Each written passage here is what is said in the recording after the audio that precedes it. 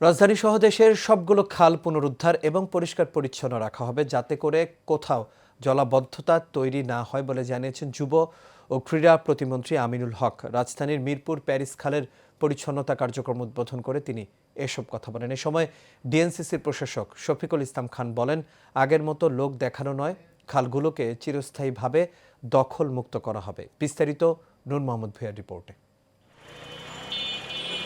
রাজধানীর মিরপুরে ঐতিহাসিক প্যারিস খাল দীর্ঘদিনের দখল আর বর্জ্যর ভাগাড়ে পরিণত হওয়ায় এই খালটি আবারও প্রাণ ফিরে পেতে যাচ্ছে।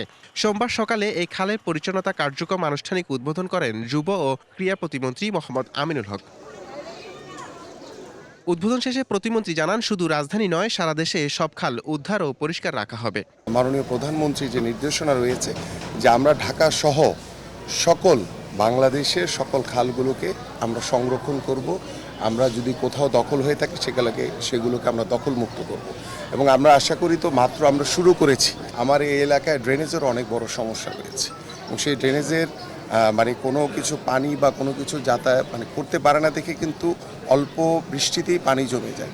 সো আমরা এটি একটি পরিকল্পনা করে স্থায়ীভাবে সমাধানের পথে আমাদের যেতে হবে।